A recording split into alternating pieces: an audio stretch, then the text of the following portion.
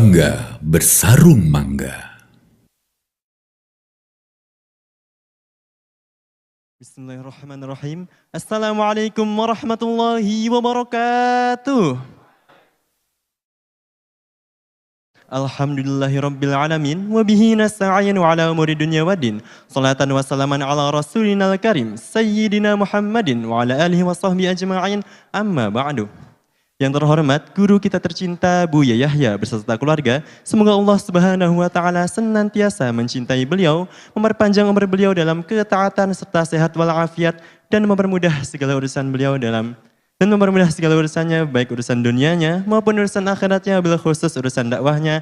Amin amin ya rabbal alamin. Dan tak lupa kami sapa hadirin pemirsa Al-Bahjah TV dan pendengar setia Rediko Network kemanapun Anda berada. Alhamdulillah wa syukurillah, segala puji bagi Allah Subhanahu wa taala yang telah mempertemukan kita kembali dalam majelis ilmu yang mulia kali ini. Sehingga senang rasanya saya Muhammad Rafa dapat kembali berjumpa dengan Anda dalam program kajian Penjabaran Mutiara Hikmah yang rutin diselenggarakan setiap Kamis malam Jumat di Aula Utama Lembaga Pengembangan Dakwah Al-Bahjah Cirebon, live di Al-Bahjah TV dan Rediko Network di berbagai kota, tentunya bersama guru kita tercinta Buya Yahya. Program kajian Penjabaran Mutiara Hikmah ialah sebuah program yang dimana di dalamnya kita bisa mempelajari dan merenungi untayan-untayan kalam hikmah dari guru kita tercinta Buya Yahya. Dan alhamdulillah pada kesempatan kali ini kita telah sampai kepada pembahasan Mutiara Hikmah yang ke-148. Seperti apakah pembahasannya dan bagaimanakah penjelasannya? Mari kita persiapkan hati serta pikiran kita untuk menerima untayan-untayan ilmu yang akan beliau sampaikan. Pada guru kita tercinta Buya Yahya, dengan segala hormat kami persilahkan. Allahumma sholli ala sayyidina Muhammad. Allahumma sholli ala sayyidina Muhammad. Udzkur salata ala Nabi Muhammad. Bismillahirrahmanirrahim. Assalamualaikum warahmatullahi wabarakatuh. Alhamdulillah. Nahmaduhu subhanahu wa ta'ala hamdan yuwafi ni'amahu wa yukafi'u mazidah. Ya Rabbana lakal hamdu kama yanbaghi li jalali wajhika wa 'azimi sultanik. Subhanaka la nuhsi thana'an 'alaika anta kama athnaita 'ala nafsik. Falakal hamdu wa lakal syukru 'ala dhalik. Allahumma shalli wa sallim ala habibina sayyidina Muhammadin wa ala alihi wa ashabihi wa tabi'ina lahum bi ihsanin ila yaumiddin. Allahumma ya Rabbana inna nas'aluka fahma ulama'ikal amilin wa ilhama awliyaikal salihin. A'inna ya Rabbana ala ta'atik, a'inna ala dhikri wa syukri wa husni ibadatik, warzuqna ya Rabbana tabata qabla al-maut wa syahadata inda al-maut wal jannata ba'da al-maut. Amma ba'd. Yang sangat kami cintai, kami muliakan para perindu kemuliaan, para perindu ridha Allah, para pecinta baginda Nabi Muhammad sallallahu alaihi wasallam. Alhamdulillah kita bisa bergabung kembali untuk bersama-sama belajar. Semoga Allah memberikan pada kita pemahaman yang benar, ilmu yang membuahkan amal, dan semoga amal kita diterima oleh Allah Subhanahu wa taala. Kita dalam penjabaran Mutiara Hikmah, kita sudah sampai kepada hikmah yang ke-148.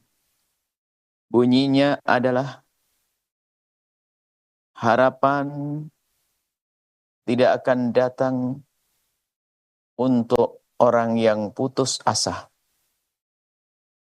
dan kesabaran tidak menyertai orang yang tidak punya harapan. Capai harapanmu dengan penuh kesabaran dan bersabarlah untuk menggapai harapan. Ada harapan, ada kesabaran. Dan yang tidak punya harapan tentu dia tidak akan sabar. Yang tidak bersabar menggapai harapan tidak akan sampai kepada harapannya. Maka orang yang punya harapan, kemudian dia dengan penuh kesabaran, akan disampaikan oleh Allah kepada harapan tersebut. Akan tapi di sana ada orang yang putus asa. Bagaimana kisah orang putus asa? Orang yang putus asa itu adalah orang yang tidak punya harapan. Sehingga dia tidak sabar menggapai harapannya, maka dia putus asa. Lalu apa yang harus kita lakukan? Pastikan kita punya harapan. Kita bercita-cita. Kemudian setelah kita merencanakan atau kita atau merencanakan atau ingin menggapai sesuatu, kita hadapkan di dalam khayal kita, pikiran kita tentang sesuatu yang agung di masa yang akan datang. Kemudian kita yakini bahwa itu adalah sebuah kebaikan, maka itulah yang akan disebut sebagai harapan dan cita-cita. Sehingga orang bercita-cita tinggi, harus bercita-cita tinggi. Berharap untuk mendapatkan sesuatu yang agung, yang tinggi. Dan itu yang diajarkan. Jangan sampai kita tidak punya harapan. Harapan menjadi orang yang berguna, harapan untuk menjadi orang sukses. Harus punya harapan. Dan orang yang tidak punya harapan, itu namanya orang putus asa. Dan orang kalau putus asa nggak bisa sabar menggapai harapan. Kita mungkin ingin tidak usah harapan jauh-jauh tentang cita-cita tinggi. Kita berharap untuk sampai kepada sebuah tujuan untuk mengambil sesuatu. Perjalanan untuk mengambil air, mengambil makanan atau apa saja. Di dalam perjalanannya ini, maka ketahuilah, selagi ada di dalam diri kita seruan untuk menuju harapan, anggap saja ada lapar di dalam perut kita. Ada rasa lapar di dalam perut kita. Kemudian ada gambaran makanan di tempat yang jauh di sana. Lihat bagaimana kita di saat meniti perjalanan menuju tempat tersebut. Ada harapan. Dan kita betul-betul rindu untuk menggapai harapan tersebut. Karena dia punya harapan, apa yang terjadi? Dia akan berusaha. Biarpun di tengah jalan ada rintangannya, ban bocor, segala macam dan sebagainya. Dia akan tabah, sabar. Tidak akan berhenti sampai di situ. Kenapa? Harapannya kuat. Dia tidak akan putus asa. Biarpun mungkin perjalanan baru beberapa meter ternyata ban pertama bocor, ban kedua bocor. Dia lapar. Dia ada keinginan untuk makan. Kemudian di sana ada makanan. Dia tidak akan menyerah dengan urusan-urusan bocor ban yang pertama, yang kedua. Bahkan setelah itu mungkin motornya tidak bisa dipakai. Dia akan berusaha berjalan. Yang penting harus sampai tujuan. Kenapa? Dia tahu tujuannya jelas. Tujuannya jelas, di sana ada makanan. Ada yang aku inginkan. Dan aku betul-betul merindukannya, menginginkannya. Makanya nanti akan kita bahas cita-cita itu apa sih? Cita-cita itu apa? Cita-cita adalah sesuatu yang kita rindu dong, kita harap. Di balik cita-cita akan ada apa? Ada orang bercita-cita tapi nggak ada kebaikan yang digapai di balik cita-cita, nggak mungkin. Sebab orang berharap itu tentu ada sesuatu yang dirindu di balik harapannya. Dan orang beriman punya harapan dahsyat agung, kebahagiaan yang panjang kisahnya. Maka harapan orang beriman itu luar biasa. Karena harapannya dahsyat, bukan sekedar mendapatkan uang 100 juta, 1 miliar, 5 miliar, akan tapi keabadian dalam surga. Maka ketahuilah, jika orang beriman berharap dahsyat, kalau imannya kuat. Sehingga muncul orang yang rela, dia berkorban dengan jiwanya untuk berjihad di jalan Allah. Lihat, bagi mereka, nyawanya menjadi murah untuk kejayaan di akhirat. Rela berkorban. Kemudian setelah itu apa? Rela membayar dengan kekayaannya. Sehingga Anda bisa menemukan orang yang berani berderma dengan ratusan juta bahkan miliaran. Kenapa? Untuk menggapai surga. Harapannya besar. Sehingga bagi mereka tantangan-tantangan akan menjadi kecil. Maka ini yang perlu kita hadirkan dalam diri kita tentang harapan-harapan kita di masa yang akan datang. Kita di masa kecil sering ditanya cita-citamu jadi apa, cita-citamu jadi apa. Kalau anak kecil bisa saja ngomong apa saja asalkan ada yang ditiru. Sehingga tiba-tiba anak kecil, saya pengen jadi dokter, pengen jadi pilot, pengen jadi anak kecil. Akan tapi kalau orang berakal di saat mengatakan aku pengen jadi seperti itu, tentu di balik itu ada apa. Kalau saya jadi itu mau ngapain saya? Anggap saja saya ingin menjadi orang kaya. Terus kalau kaya? Ya sudah kaya, menikmati kehidupan dunia. Enggak. Remeh sekali. Tapi kalau dia orang punya keimanan, lihat, saya ingin jadi orang kaya, dan di balik kekayaan saya bisa berderma dan berbagi kepada orang. Duh, beda dalam cara bercita-cita. Maka memantapkan harapan serta cita-cita itu penting sekali. Maka yang tidak punya harapan itu orang putus asa. Orang putus asa tidak akan punya harapan.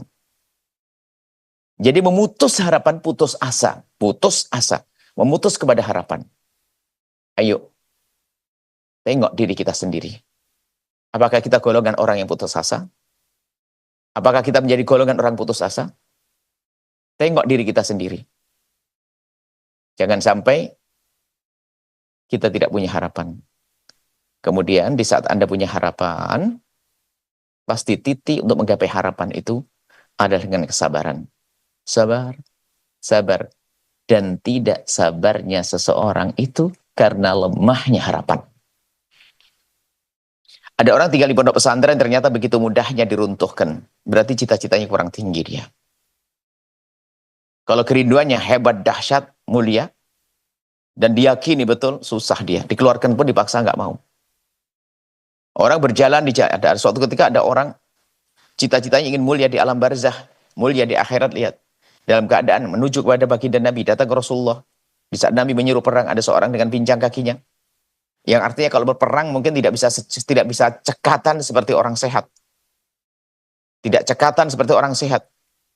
Daftar ingin perang dengan baginda Nabi. Ikut dengan baginda Nabi. Tapi baginda Nabi yang Rauf Rahim, penuh kasih, penuh cinta itu memberikan dispensasi kemurahan kepada orang tersebut agar tidak ikut perang. Sebetulnya secara nalar dan secara syariat memang dia dimaafkan. Dan karena dimaafkan tidak dosa. Dan sesuai dengan niatnya dia akan dapatkan kemuliaan. Karena dia sudah niat. Sementara dia tidak mampu karena fisiknya semacam itu. Akan tapi bagaimana orang tersebut? Karena besar harapannya surga, surga, surga. Dia bertanya, ya Rasulullah, apakah karena kepincanganku ini aku dilarang berperang? Apakah karena aku pincang ini aku dilarang berperang? Nabi Muhammad menjawab, iya. Ini kan kemurahan dalam syariat. Maka laki-laki itu menjawab, demi Allah, ya Rasulullah, izinkan aku untuk menginjak surga dengan kakiku yang pincang ini. Memaksa untuk berperang. Loh, bagaimana? Wong dia dalam keadaan semacam itu. Kemudian sudah dikasih dispensasi, dikasih kemurahan. Sementara pahala tetap, tapi dia tetap ingin berperang. Kenapa? Cita-citanya tinggi. Sehingga kita menemukan anak-anak yang bercita-cita tinggi tidak pernah dia goyah dengan bermacam-macam. Sehingga ada orang yang menuntut ilmu godaannya besar. Ada yang di tengah saat menuntut ilmu, ada yang keluarganya wafat. Bahkan mungkin ekonominya runtuh. Bahkan bermacam-macam permasalahan. Tapi dia punya cita-cita tinggi. Tidak boleh cita-cita aku tidak aku gapai hanya gara-gara ini semuanya. Tidak, aku akan tetap maju. Karena kalau memang betul besar harapan dan besar cita-cita, maka tidak akan mudah dia putus asa. Tidak akan mudah dia menyerah. Maka dari itu ada hal-hal yang harus kita jadikan bahan renungan adalah meluruskan cita-cita. Yang kalau kita kembalikan kepada pembahasan ilmu-ilmu yang sering dihadirkan para ulama adalah cita-cita ada hubungannya dengan niat. Niatmu pengen jadi apa? Niat menuju cita-cita. Sehingga inamal amal lebih niat. Sesuai dengan kadar niatmu itulah semangatmu akan kesemangat, kobar sebesar apa. Berkobarnya semangatmu itu sesuai dengan niatmu. Ketulusan di dalam dirimu. Sehingga Nabi menyebutkan niat ini penting sekali. Bahkan niat dalam segala ibadah. Dan menjadi satu syarat untuk maju dalam beribadah adalah niat. Bagian daripada ibadah adalah niat. Karena apa? Tidak lain, niat itu adalah memastikan kembali tentang tujuan, tentang harapan. Kalau kita rinci lebih dalam lagi bahwasanya orang yang tidak punya harapan, dia orang yang putus asa. Orang yang putus asa pasti tidak akan sabar dalam meniti harapan. Atau bisa kita balik. Kenapa orang putus asa? Kenapa orang putus asa? Karena kurang serius di dalam berharap. Kalau dia betul-betul berharap dan dia rindu dengan harapannya tersebut, untuk menggapai harapan tersebut, maka dia tidak akan putus asa. Maka perlu bangun keyakinan yang dalam akan adanya surga. akan adanya akhirat. Sehingga kalau kita punya keyakinan yang kuat tentang adanya surga, adanya akhirat, tidak akan ada yang mundur di dalam upaya menuju kemuliaan. Boleh kita meniti surga dengan cara dunia. Memiliki kekayaan yang melimpah. Ilmu dunia. Menjadi seorang dokter. Seorang insinyur. Oh boleh. Itu kan sarana untuk menuju kepada cita-cita besar. Aku harus menjadi orang selamat di akhirat nanti. Urusan di dunia pun juga sama. Aku harus menjadi orang begini loh ya, cita-citaku. Baru semakin besar harapannya, semakin kuat. Dan semakin sabar dalam meniti. Dan dia tidak akan masuk dalam wilayah putus asa. Baik, kita baca kembali hikmahnya. Harapan tidak akan datang untuk orang yang putus asa. Artinya antara putus asa dan harapan bisa dibolak-balik. Karena Anda putus asa, maka Anda tidak punya harapan. Karena Anda tidak punya harapan, maka Anda menjadi orang yang putus asa. Kemudian, dan kesabaran tidak menyertai orang yang tidak punya harapan. Orang yang tidak punya harapan, di dalam meniti harapan tentu tidak akan sabar. Kenapa? Enggak punya harapan. Dia baru memulai sudah runtuh. Jatuh. Karena apa? Dia tidak jelas harapannya. Maka dia menjadi orang tidak sabar. Maka gapai harapanmu dengan penuh kesabaran dan bersabarlah untuk menggapai harapan. Ingat, gapai harapanmu dengan penuh kesabaran dan bersabarlah untuk menggapai harapan. Semoga Allah meluruskan niat kita, memberikan kepada kita harapan, harapan kemuliaan, memberikan kepada kita kesadaran akan pentingnya punya harapan kemuliaan. Dan Allah menjadikan harapan kita harapan yang mulia, yang hakiki, kejayaan di dunia hingga di akhirat. Dan semoga Allah memberikan kepada kita kesabaran, serta kekuatan untuk meniti, untuk menggapai harapan tersebut. Harapan selamat di dunia, selamat di akhirat. Mulia di dunia, mulia di akhirat, dengan kesabaran, tanpa ada putus asa. Nuhibbukum fillah. Assalamualaikum warahmatullahi wabarakatuh. Waalaikumsalam warahmatullahi wabarakatuh. Syukran jazilan kami haturkan kepada guru kita tercinta Buya Yahya atas apa yang telah beliau sampaikan. Mengutip dari perkataan beliau bahwasannya, bersabarlah dalam menggapai harapan. Ketika kita tidak bersabar dalam menggapai harapan, maka kita tidak akan menggapai harapan tersebut. Semoga dari apa yang telah beliau sampaikan dapat bermanfaat bagi kita semua dan dapat kita amalkan dalam kehidupan kita sehari-hari. Amin, amin, ya rabbal alamin. Baiklah hadirin, pemirsa Al-Bahjah TV dan pendengar setia Radio Network dimanapun Anda berada, demikianlah perjumpaan kita pada majelis ilmu yang mulia kali ini. Dan tetaplah istiqomah dalam mengikuti program-program kemuliaan lainnya dalam program kajian nasihat untuk santri yang rutin diselenggarakan setiap Jumat malam Sabtu di Aula Utama Lembaga Pengembangan Dakwah Al-Bahjah Cirebon, live di Al-Bahjah TV, damai dan menyejukkan, serta Radio Network, inspirasi spirit hati. Tentunya bersama guru kita tercinta Buya Yahya. Dan akhirnya saya Muhammad Rafa beserta kru yang bertugas mengucapkan syukron jazilan atas segala perhatian Anda. Mohon maaf dan mohon doa selalu. Mari kita tutup majelis ilmu yang mulia kali ini dengan bacaan doa kafaratul majlis. Subhanakallahumma wa bihamdika asyhadu an la ilaha illa anta astaghfiruka wa atubu ilaik. Wassalamualaikum warahmatullahi wabarakatuh.